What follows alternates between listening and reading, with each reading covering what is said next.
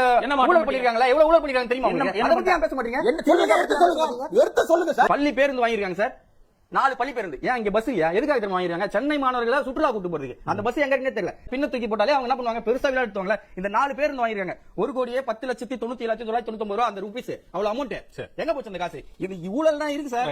நான் கேக்குறேன், நீங்க சொல்ல வரதை நான் புரியுது. நீங்க சொல்றது சொல்லிட்டு இருக்கீங்க, என்னோட செயல்பாடு சார் அதுதான் சார். உங்கள மாதிரி புரியாத ஆட்கள் தான் பத்திரிக்கையாளர் போர்வையில வந்து உட்கார்ந்துட்டு இப்ப நான் சொன்னேன், நான் மீடியால ப்ரூவ் பண்றேன். நீங்க ஆதார் காட்டுங்க. நீங்க சொன்னது ஆதார் காட்டுங்க. ஆதாரம் இல்லன்னு ப்ரூவ் பண்றீங்க. ஆதார் காட்டுங்க சார். ஆதாரம் இல்லன்னு ப்ரூவ் பண்றீங்க சார். ஆதாரத்தை காட்டுங்க சார். ஆதாரம் காட்டுங்க சார். இந்த கார்ல வச்சிருக்காங்க சார். இப்ப காட்டுங்க. சார் இப்ப கார்ல போய் எடுத்துமா சொல்லுங்க. நான் சொல்றேன் தப்புனா தப்புன்னு சொல்றேன் நானு. ஆமா ஆதாரம் கேக்குறீங்க. ஆதாரம் கேக்குறீங்க. செஞ்ச ஊழலை நாளே நாள் சொல்லுங்க. நேர்மையான பத்திரிகையாளர் நீங்க. தம்பிங்க பாருங்க. நேர்மையான பத்திரிகையாளர் எங்க தனிப்பட்ட விவாதமா போறோம். என்ன பாருங்க.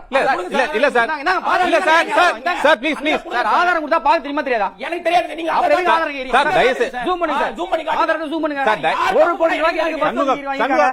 நான் காட்டுற ஆதாரம் தயவுசெய்து இல்ல இது தனிப்பட்ட முறையிலான இவங்க எல்லாரையும் லாக் பண்ற மாதிரி லாக் பண்ண முடியாது. இல்ல சார், ஒரு ஆதாரம் நான் இல்ல நான் எல்லா கார்ல இருக்கு. இல்ல தனிப்பட்ட நீங்க ஆதாரம் வைத்திருக்க பேசுகிறீர்கள். ஆமா சார், ஆதாரம் இல்லாம நான் பேச போறேன். நான் மத்தவங்க மாதிரி வந்து சும்மா 19 பேச போற ஆள் கிடையாது.